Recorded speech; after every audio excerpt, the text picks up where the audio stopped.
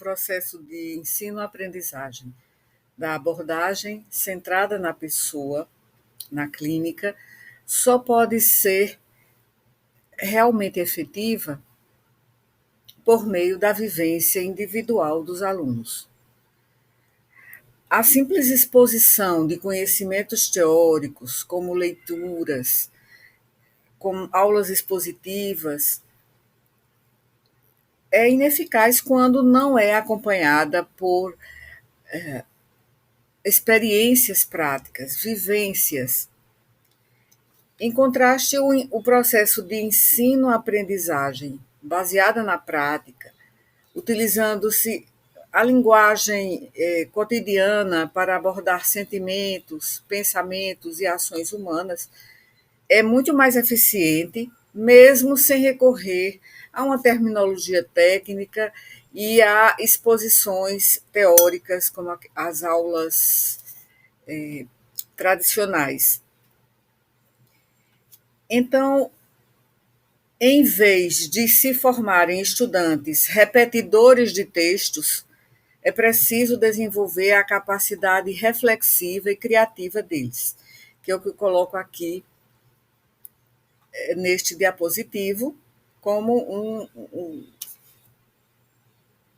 o pressuposto principal para esta apresentação. Então, eu aqui me baseio no capítulo 4 do livro A Medicina Baseada na Pessoa, em que o autor comenta de forma bastante clara e convincente que após um período de vivências e treinamentos práticos, os estudantes de graduação em medicina e de outros cursos da área da saúde desenvolvem uma surpreendente capacidade crítica, passando a assimilar, passando a aprofundar o conteúdo dos textos, de livros, artigos, conferências, com maior eficácia. Enquanto que no aprendizado teórico isolado, especialmente em áreas como a semiologia médica, a psicologia médica, a medicina psicossomática, esse aprendizado teórico isolado tem pouco impacto se não estiver integrado à prática clínica do estudante ou do médico pós-graduando. E pior ainda, pode representar um obstáculo à verdadeira mudança de conduta, afastando o aprendente do objetivo de uma relação médico-paciente eficaz. Não se trata de ensinar os estudantes de graduação na saúde ou aos profissionais dessa área a aplicação de conhecimentos intelectuais na relação médico-paciente, mas sim de permitir que a conduta adequada surja de forma espontânea a partir de uma vivência concreta ou de vivências concretas anteriores, experienciadas durante imersões práticas, estágios, e essas vivências, elas podem ser discutidas com base em métodos de ensino-aprendizagem adequados, reflexivos, metodologias ativas, ou seja, basear uma discussão, um debate, com base no que os próprios alunos vivenciaram. Então, o processo de ensino-aprendizagem, da abordagem centrada na pessoa, na área da saúde, deve ter suas raízes na própria prática clínica, focando no estudo de pacientes específicos que os alunos estejam acompanhando, examinando, estudando sob a perspectiva que pode ser uma perspectiva tradicional, mas a partir de uma vivência, de um aprendizado inicialmente experiencial.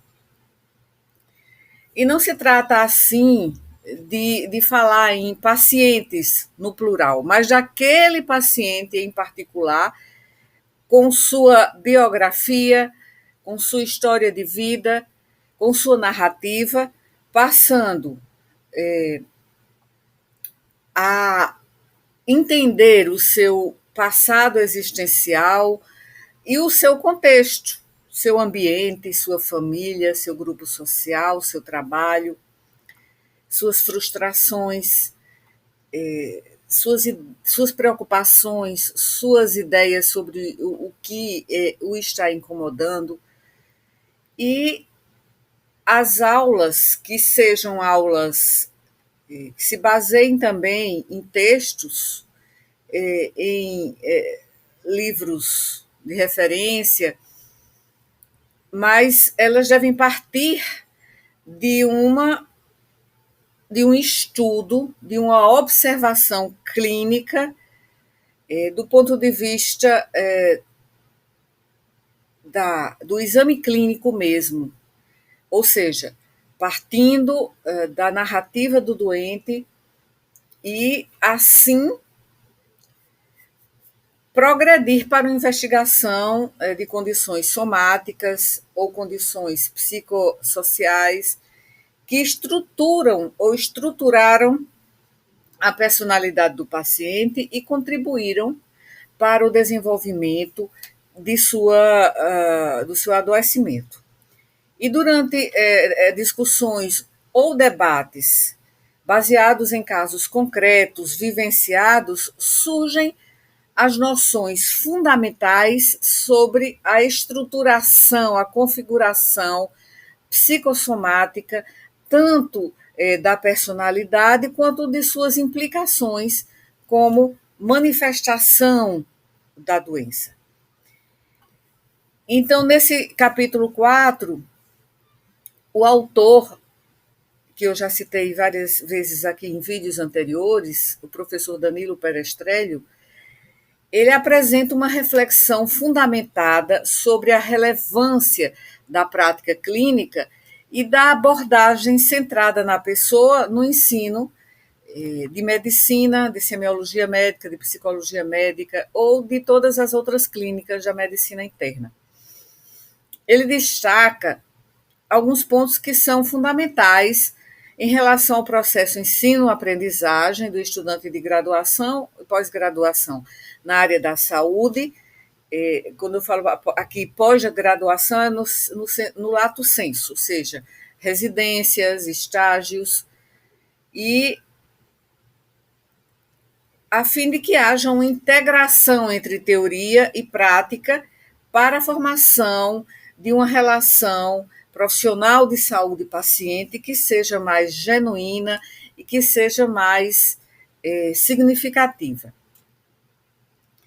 Então, nesse capítulo 4, que eu dividi em várias categorias temáticas, aqui é aprendizagem significativa, criativa e reflexiva a partir da abordagem centrada na pessoa. Então, esse texto, que é, digamos, a parte média desse texto do capítulo 4, apresenta uma reflexão bem fundamentada sobre a relevância da prática clínica e da abordagem centrada na pessoa no processo de ensino-aprendizagem em medicina. E destaca pontos importantes relacionados ao processo de ensino-aprendizagem, à integração entre teoria e prática, e é importante que nesse texto se valoriza, se destaca muito a experiência prática, ou seja, a aprendizagem experiencial, que se fundamenta em vários modelos teóricos, e entre eles o modelo teórico de David Kolbe.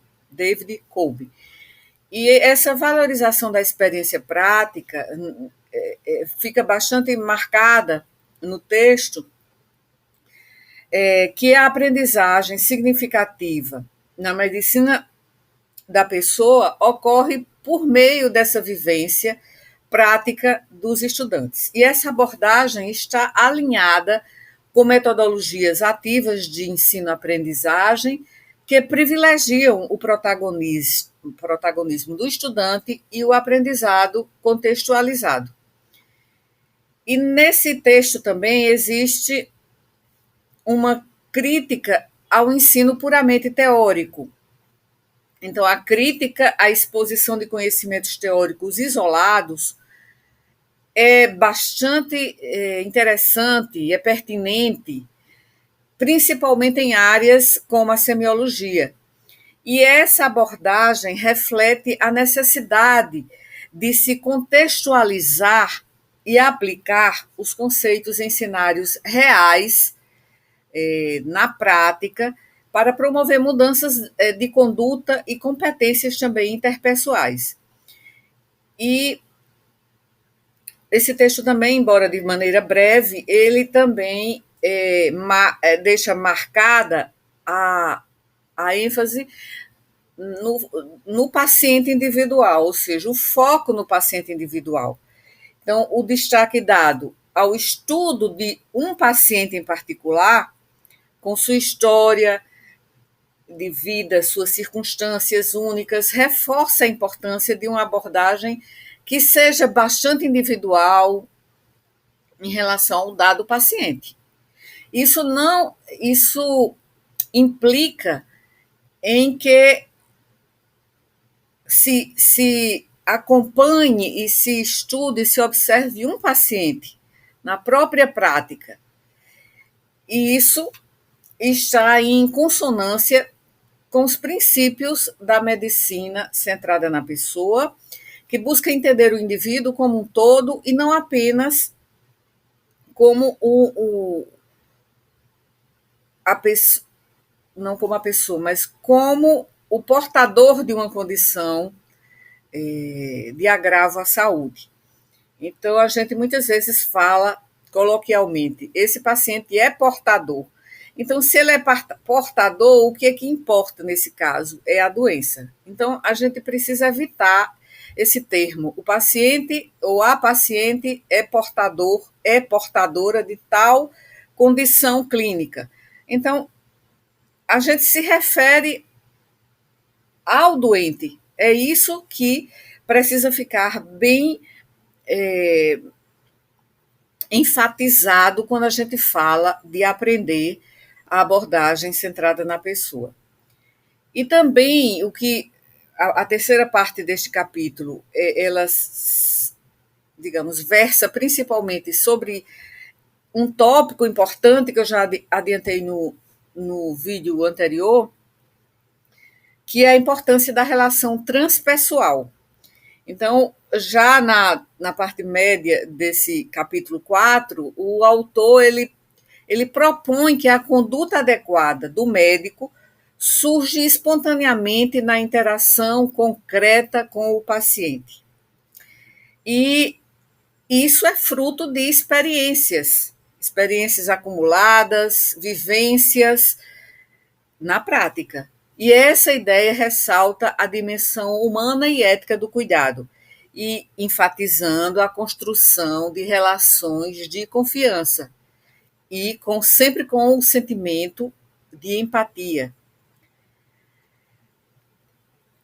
Nesse texto também, na parte, digamos, mediana desse capítulo, o texto critica o processo de ensino-aprendizagem que é predominantemente teórico, de maneira isolada. Então, é importante que a gente entenda que seria preciso explorar mais profundamente também como a teoria pode ser integrada à prática de forma equilibrada. A prática não elimina a necessidade de uma base teórica sólida, mas ambas devem ser complementares e contextualizadas. Então, eu acho que esse é um ponto para reflexão, e eu acho que para complementação deste capítulo, que também não se pode colocar de maneira tão marginal a teoria. Por quê? Porque para aprender é necessário uma base teórica sólida. Como integrar a teoria e a prática? O próprio Paulo Freire, ele fala dessa praxis, que é uma prática em que se integra a teoria também, os conhecimentos teóricos, mais contextualizados. E é importante que o professor Perestrello, nesse capítulo, ele propõe que o processo de ensino-aprendizagem seja baseado em vivências práticas, mas o texto não detalha que estratégias pedagógicas ou andragógicas poderiam ser utilizadas para garantir a eficácia desse modelo. Como, por exemplo, a metodologia da problematização, como o aprendizado baseado em problemas, como simulações clínicas. No entanto, esse texto foi escrito na década de 70, 80, depois o texto foi reeditado. Essa minha edição do livro é de 1996, a terceira edição, depois esse livro foi reeditado e foi até a quinta edição. Então, nessa época, estava sendo debatido, estava sendo desenvolvido e ainda ia se proliferar essa prática dessas metodologias ativas. Mas o professor Perestrello coloca já de uma maneira bastante promissora e bastante arrojada essa questão da vivência. Então, isso é como se fosse o primórdio do que se fala hoje sobre metodologias ativas. E apesar também do texto apresentar os benefícios desse modelo baseado no paciente e a vivência na prática, não se discute também questões relacionadas aos desafios para sua implementação, como a necessidade de professores que sejam qualificados, de tempo suficiente para uma prática supervisionada eficaz, também a organização curricular que permita essa abordagem, mas também eu acho que isso também já ficaria um pouco fora do escopo do capítulo. E outro aspecto que eu acho importante é que essa análise, nesse capítulo 4, em relação à aprendizagem experiencial, no caso de ser fundamental para a abordagem centrada na pessoa, a análise também poderia considerar a aplicabilidade dessa abordagem em outras áreas da medicina, além da semiologia médica, da psicologia médica e da medicina psicossomática. E eu falei antes, aplicado às disciplinas da medicina interna, mas não estava, digamos, literalmente no texto escrito assim. Não está no texto escrito dessa forma. Está escrito a relação com a própria semiologia médica, com a psicologia médica.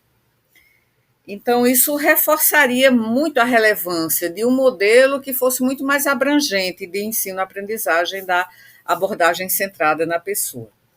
E, concluindo, o texto, que é o texto médio que é lido nesse capítulo 4, oferece uma visão bem clara, bem convincente da importância do processo ensino-aprendizagem, centrado na pessoa, na formação de profissionais da saúde, de estudantes de graduação na área da saúde. E ele ressalta que a prática clínica e o estudo individualizado do paciente são essenciais para promover uma aprendizagem significativa e formar médicos capazes de estabelecer essa, digamos, que esse aqui é como se fosse, digamos, a, o centro, não é, do que eu estou discutindo. Então, eu gosto sempre de colocar aqui a mensagem principal do que eu vou discutir, do que eu vou abordar. Então, a aprendizagem significativa é um conceito central na teoria educacional desenvolvida por David Ausubel. Falei sobre esse tipo de, esse modelo, essa concepção de aprendizagem várias vezes aqui neste canal. E essa aprendizagem significativa, descrita por David Ausubel, é um processo pelo qual os estudantes assimilam novos conhecimentos de forma ativa, relacionando-os de maneira substantiva e não arbitrária com conhecimentos prévios já existentes em sua estrutura cognitiva. E esse tipo de aprendizagem contrasta com a aprendizagem mecânica, em que o novo modelo, o novo conteúdo que está sendo aprendido, ele era memorizado sem conexões significativas, tornando-se muito mais difícil de ser recuperado e de ser aplicado, principalmente. Então, é importante que haja um engajamento ativo do aprendente ou do aprendiz, porque ele precisa estar motivado e disposto a relacionar o novo conhecimento com o que ele já sabe. E é um processo que resulta em uma restrição da estrutura cognitiva, em que os conceitos já existentes podem ser ampliados, podem ser modificados, podem ser enriquecidos. Então, isso proporciona uma capacidade também de aplicar os conhecimentos em contextos diferentes. Sendo assim, já tendo discorrido aqui sobre a aprendizagem significativa, precisa estar presente no contexto do processo, né, de desenvolvimento da abordagem centrada na pessoa. Eu encerro aqui e convido vocês para acompanharem aqui o nosso canal e assistirem e também pensarem sobre o nosso próximo vídeo, que é um contínuo em relação a este atual. Então, até o próximo vídeo.